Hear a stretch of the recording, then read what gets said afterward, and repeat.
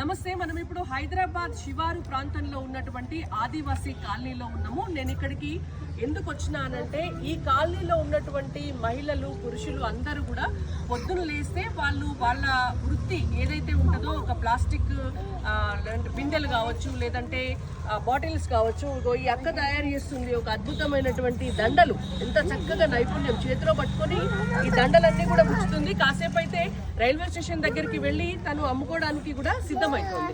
ఇట్లా రోజువారీ కూలి పని చేసుకునేటటువంటి మహిళలు పురుషులందరూ కూడా ఈ ఆదివాసీ కాలనీలో ఉన్నారు. నరేంద్ర మోడీ గారు ప్రధానమంత్రి అయిన తర్వాత బంగళాలో ఉన్నటువంటి మహిళ అయినా, గుడిసెలో ఉన్నటువంటి మహిళ అయినా, ఎవరైనా కూడా మాకు అక్క చెల్లెళ్ళే, వాళ్ళందరికీ కూడా ఇవాళ పొగబారిన పడకుండా ఉచిత గ్యాస్ కనెక్షన్స్ ఇవ్వాలనేటువంటి ఉద్దేశంతో ప్రతి ఒక్కరికి కూడా ఇవ్వడం జరిగింది. సో ఇక్కడ ఈ కాలనీలో కూడా ఉచిత గ్యాస్ కనెక్షన్ తీసుకున్నటువంటి వాళ్ళందరూ కూడా మన దగ్గర ఉన్నారు.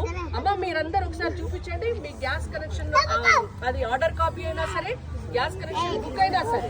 సో ఇవి గ్యాస్ కనెక్షన్ బుక్స్ ప్రధానమంత్రి ఉజ్వల యోజన ద్వారా ఇప్పటి వరకు తెలంగాణ రాష్ట్రంలో ఇచ్చినటువంటి గ్యాస్ కనెక్షన్స్ 11,84,000. మొత్తం భారతదేశంలో ఇచ్చినటువంటివి 10,33,00,000. సో ఇంత మందికి గ్యాస్ కనెక్షన్ ఇవ్వడం జరిగింది. మీ అందరికి గ్యాస్ కనెక్షన్ ఎవరిచ్చారమ్మా?